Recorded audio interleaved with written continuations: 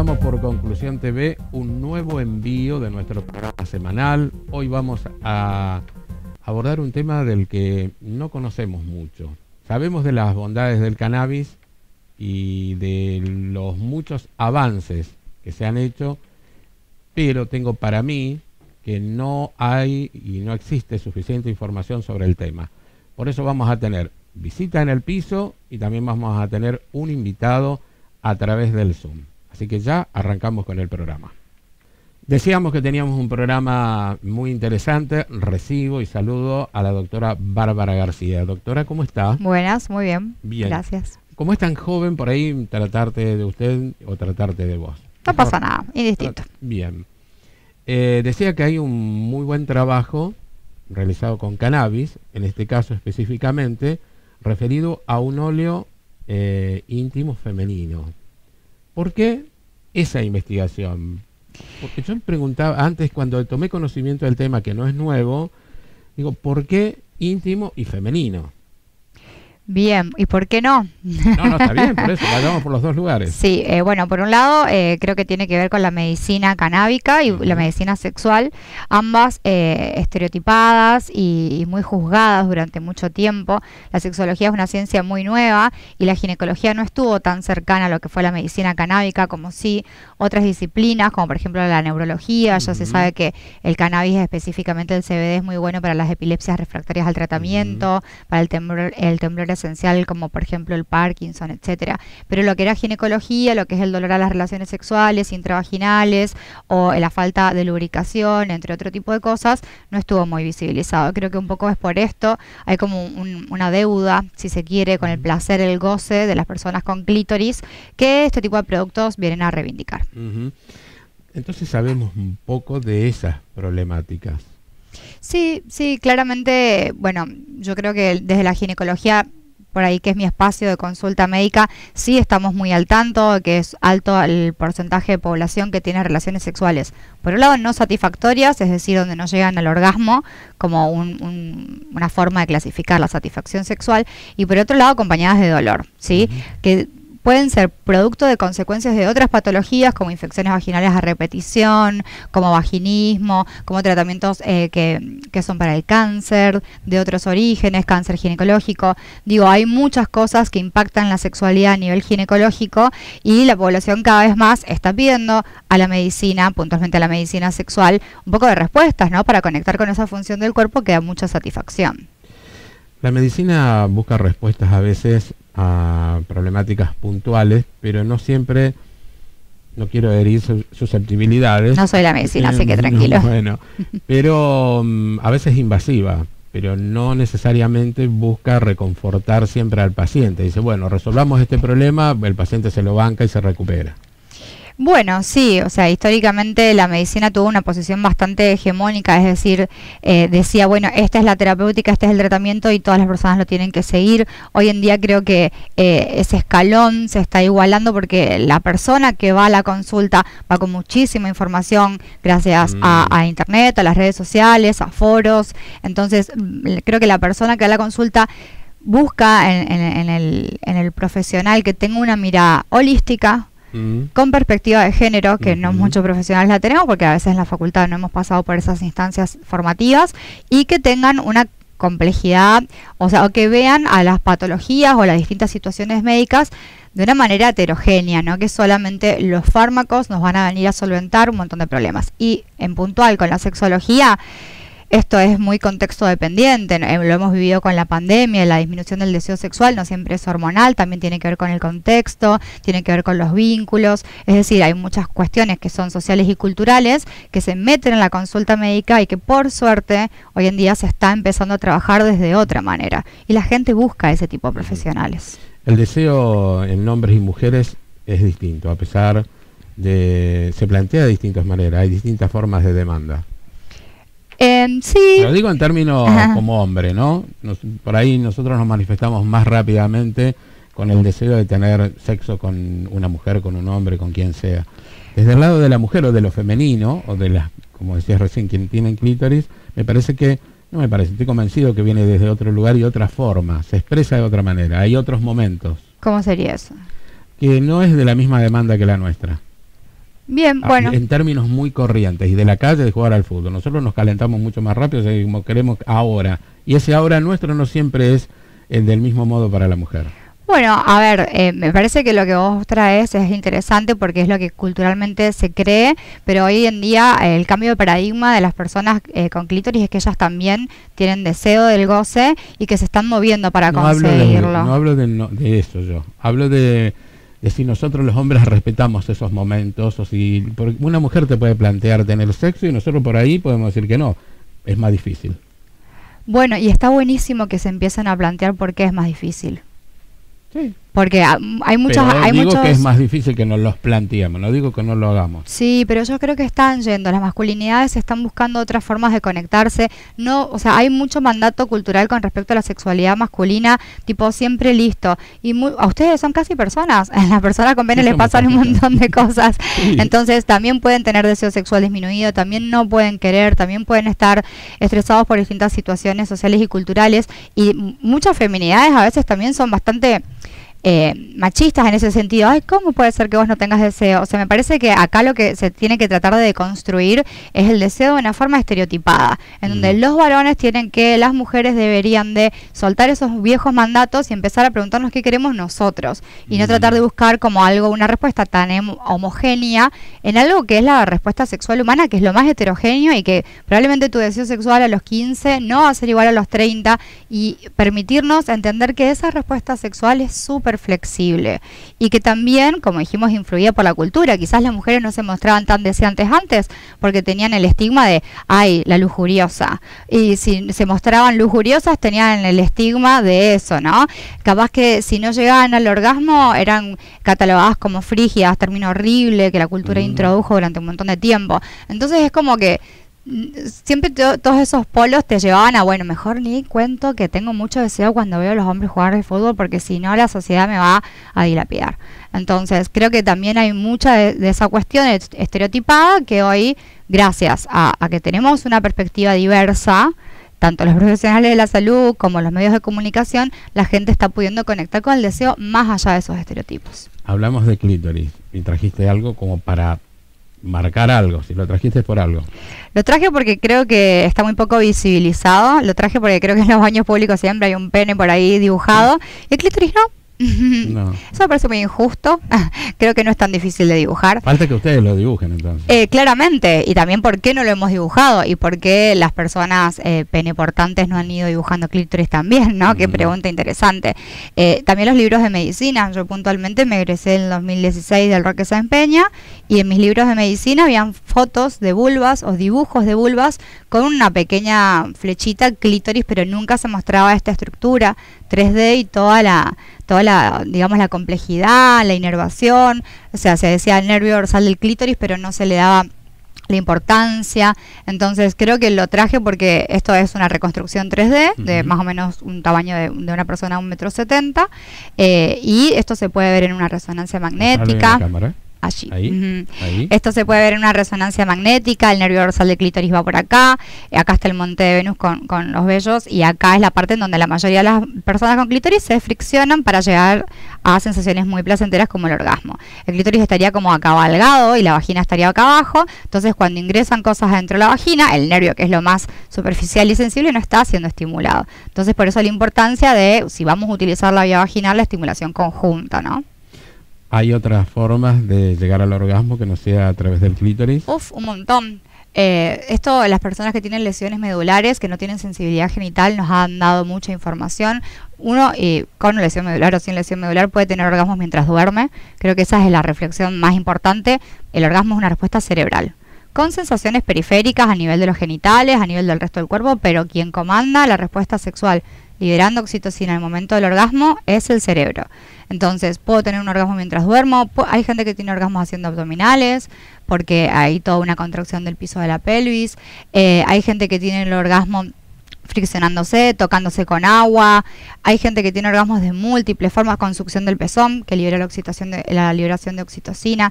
O sea, me parece que lo lindo es entender eso, que hay múltiples formas, y no creer que la persona tiene algo malo, entre comillas, porque no puede llegar al orgasmo a través de la vía vaginal, porque ya dijimos que el nervio dorsal del clítoris es externo. Pero durante mucho tiempo se creía que la persona madura llegaba al orgasmo vaginalmente y la persona infantil por fricción externa, ¿sí? Las terminales nerviosas no migran, vos nacés con los nervios de una forma y te vas con los nervios en el mismo lugar. Es decir, que la correcta estimulación debería ser combinada. El 80% de las personas refieren que necesitan esa fricción externa más la penetración intravaginal con clítoris. Los feminismos han puesto en cuestión algunas cosas culturales. ¿Es así? Por suerte. Por suerte, sí. A ver, desarrollémoslo un poco más. Creo que, bueno, esto que decíamos antes, el derecho al goce antes era de la persona con pene, la persona con clítoris, si tenía orgasmos o no tenía orgasmos, básicamente no estaba muy debatido, pues su función era más reproductiva. La movida cultural y social de que la persona empezara a votar, pequeños derechos, ¿no? Como por ejemplo estar en la vida política, otras cosas como por ejemplo estudiar, ir a una universidad y poder ser universitarias, formaban parte de medios de comunicación que durante mucho tiempo estuvieron manejados solamente por personas con pene. Creo que esos pequeños avances a nivel cultural y han ido generando que las personas, las feminidades, empiecen a tener más voz y voto y decisión. Legislar para sacar el tutelaje. Totalmente, o sea, te recordemos la potestad compartida. La ley de ligadura tubaria antes tenía que firmar mi vínculo sexoafectivo, llámese marido, lo que sea, padre, marido y en ese orden. Sí. Para si yo me quería ligar las trompas, ¿no? O sea, hay muchas cosas interesantes que se han ido generando un avance y que esto siempre es buscando la igualdad en terreno de derechos de las personas con pene, de las personas con clítoris, de las personas trans, de las personas con identidades no binarias. O sea, tiene que ver con abarcar a toda la población y no privilegiar a un tipo de parte de la población, como si el androcentrismo o el machismo hizo durante mucho tiempo. Mencionaste lo de la ligadura de trompas. Hay muchos, no sé si objetores de conciencia, pero algunos médicos no lo quieren hacer. Sí, lamentablemente. ¿Cómo se aborda eso? ¿Es una decisión que tiene que ser atendida en los centros de salud? Exactamente, es una ley como otras leyes en donde si vos sos una persona profesional de la salud que no está de acuerdo con esa práctica quirúrgica o médica, tenés que derivar urgentemente a esa persona a alguien que sí le va a resolver su inquietud. Eso debería de ser y no tratar de persuadir. Y pasa mucho más hoy en día la persuasión de la vasectomía de parte de los profesionales de la salud que la ligadura de trompas, porque ya se pasó en la instancia de prohibición y de tabú, de que si no tenías hijos no te podías ligar, ya está, la ley está, entonces a nivel cultural se normalizó la ligadura de trompas. La vasectomía en nuestro país, no, si bien se triplicaron las tasas de vasectomía, en otros lugares del mundo, vos vas al urólogo y decís, me voy a hacer una vasectomía y no te empieza a decir, pero fíjate, porque si después te arrepentís. Entonces, hay muchas prácticas en donde los profesionales de salud no tienen que persuadir, simplemente es tipo, che, yo soy objetor, te derivo con fulanita de tal, que te va a hacer la práctica. Así que la vasectomía no está legislada. Sí, claro, está dentro de lo que es la anticoncepción quirúrgica. Lo que digo es que la naturalización de la ligadura tubaria a nivel cultural ya llegó y la vasectomía todavía no.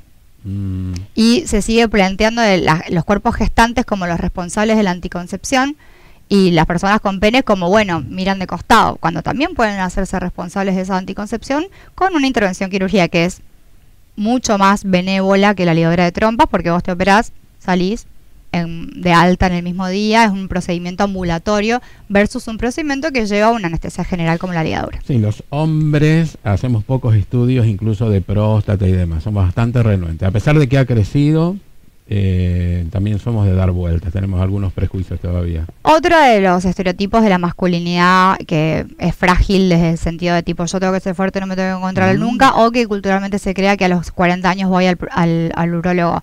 Pues no, si tenés relaciones sexuales tenés el mismo riesgo que la persona con clítoris de tener infección de transmisión sexual, te deberías hacer tu control anual, te deberías vacunar para el HPV, o sea, deberías hacer un montón de cosas. Y también un poco eso es por lo cual persona con pene tiene mucho miedo a ir a la consulta médica porque no pasó esta frecuencia que a veces sí las personas que van a ginecología, y por otro lado tienen menor tasa de sobrevida porque no se cuidan. Sé que las mujeres hacen menos controles cardíacos también. Los chequeos cardíacos, sí, y también está muy naturalizado que si te duele el pecho o estás medio histérica y capaz que estabas por tener un infarto también, ¿no? Sí, claro, hay que tener cuidado con eso. Ujú. Es un buen momento para que hagamos un pequeño corte aquí y le demos entrada a otro invitado que tenemos en el programa. ¿Qué te parece? Súper. Allá vamos. Recibimos a Lautaro Gieco, es abogado y es también fundador de la marca de la que vamos a hablar ahora. ¿Cómo te va, Lautaro? Bienvenido. Hola, ¿qué tal? Muy buenos días. Muy buenos días a ambos. Bien, hablábamos recién con Bárbara, interesante el tema, queda mucho por hablar, pero queremos meternos de lleno en cómo deciden y cómo se ha innovado con este óleo que es 420, que tiene una relación con el Día de la Marihuana y demás. Contanos.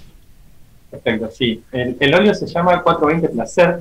Es una innovación que generamos en la ciudad de Rosario. Somos un equipo interdisciplinario de profesionales, en el cual está protagonizando Bárbara García, la doctora y ginecóloga y especialista en sexualidad. También está la doctora Margarita Isabel Otaegui, también ginecóloga y especialista en sexualidad, y un equipo de profesionales, yo particularmente soy abogado, en el cual, en un estudio del sistema endocannabinoide del cuerpo humano, nosotros detectamos, principalmente nuestra ala de las ciencias médicas, detectó que en el clítoris y en la vulva hay una gran concentración de receptores endocannabinoides. Estos receptores tienen una conexión muy particular, fueron descubiertos hace más de 30 años por un científico israelí, en el cual estos receptores endocannabinoides tienen una particularidad que perciben y se activan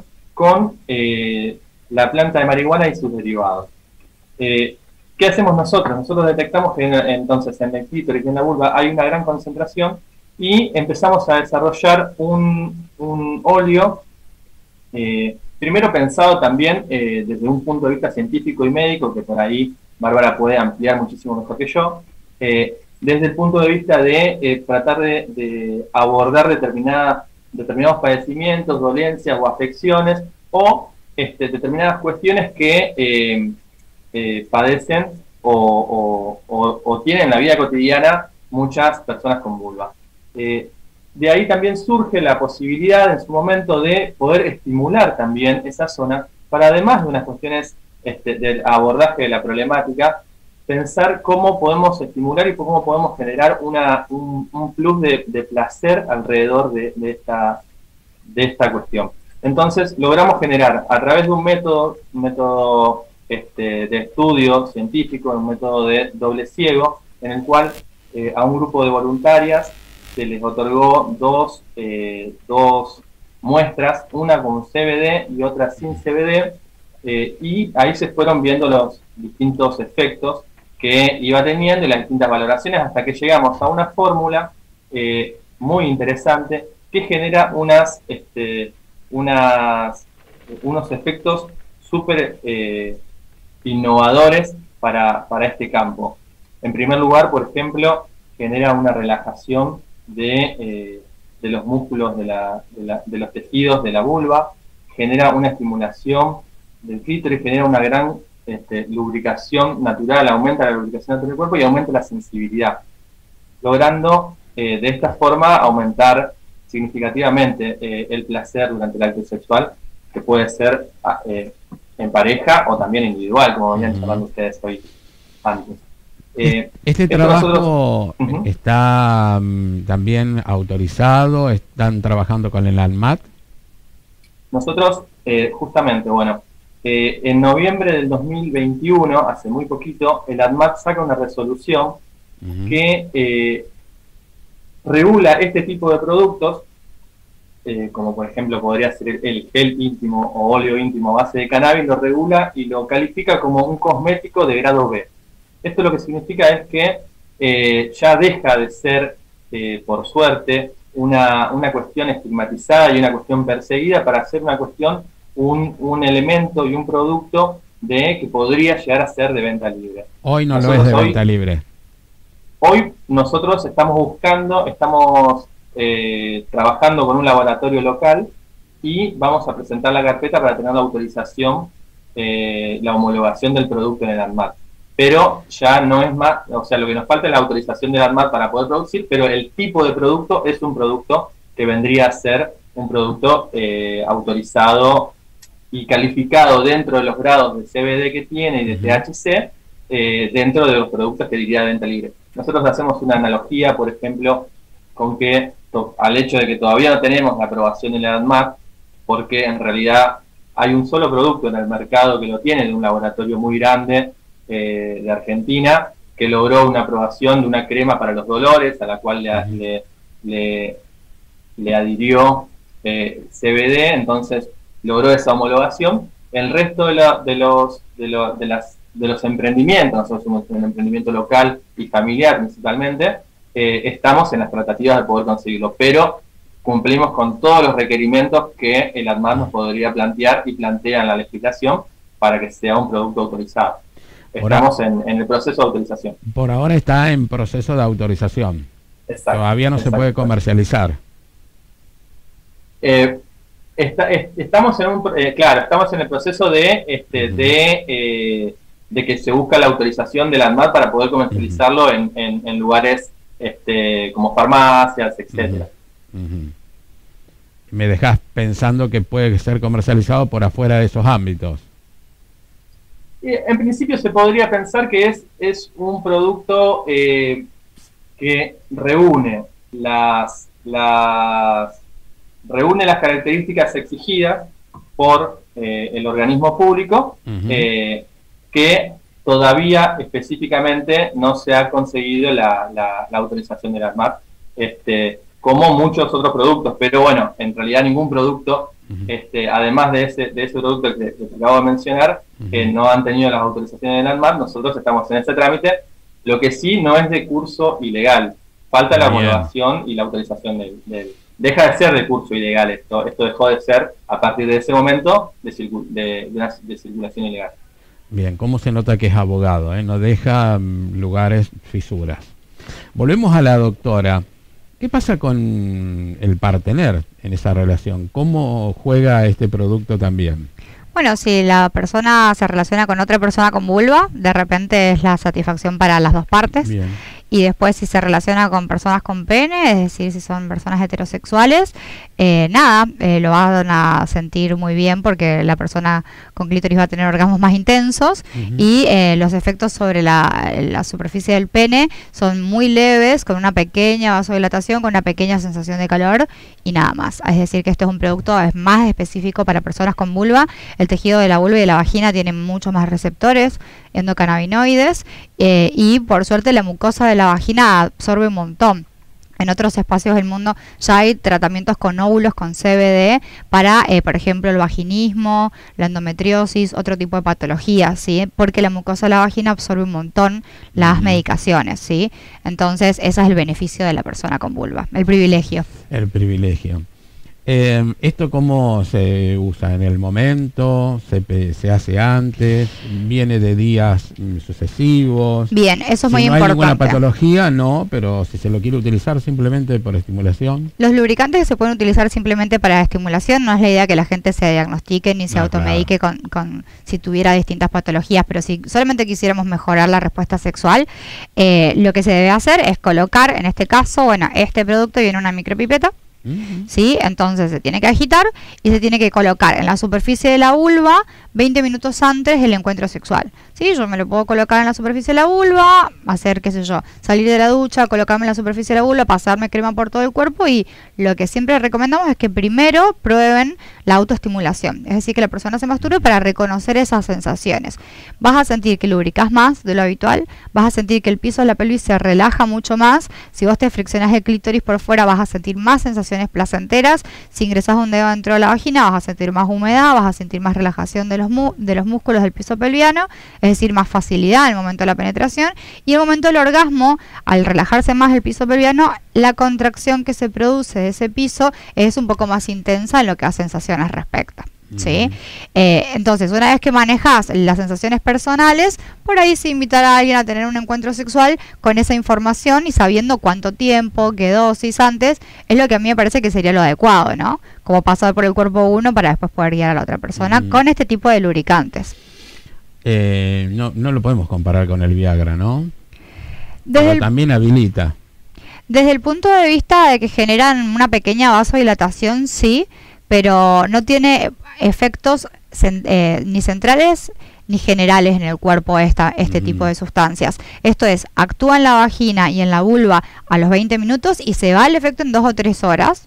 ¿Sí? Y nunca pasa por la sangre, no va al cerebro, no tiene sensaciones psicoactivas la persona cuando lo utiliza, es todo local. En cambio, el sildenafil y toda la familia de inhibidores de la 5-fosfodiesterasa, como el producto que vos mencionaste, lo que genera es una vasodilatación general. Muchas partes del cuerpo se vasodilatan, por eso la rubefacción, por eso la taquicardia, por eso está contraindicado en ciertas patologías.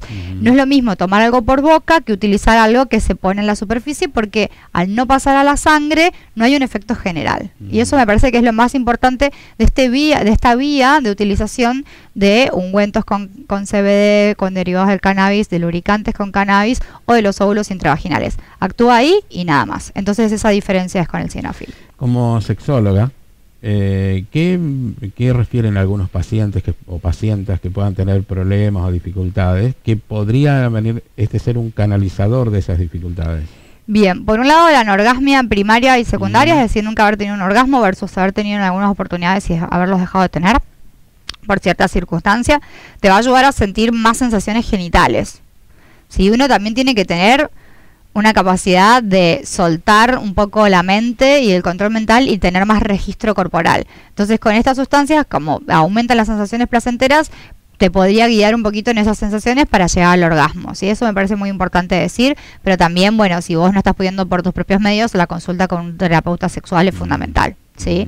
Y por otro lado, hay una gran cantidad de población que está tomando anticonceptivos hormonales. Esto, al no ovular, genera mucha sequedad vaginal y falta de lubricación, de manera tal que este tipo de productos te va a ayudar a transitar eso de una manera un poquito mejor. Entonces creo que esas serían las dos situaciones puntuales en las que estaría muy recomendado. Vuelvo a Lautaro Gieco, que tiene un apellido ilustre, pensando en nuestro León Gieco. ¿Qué cosas, más allá de la autorización de la ANMAT, en este periodo, cuánto tiempo llevó la realización de este producto? Primero, cortito. La realización de este producto llevó aproximadamente 2 años. En la investigación, en la generación de la fórmula, etcétera, llevó aproximadamente 2 años. ¿Hay productos similares en otros mercados? ¿Ustedes se valieron de eso o es una generación propia de Rosario, del grupo interdisciplinario?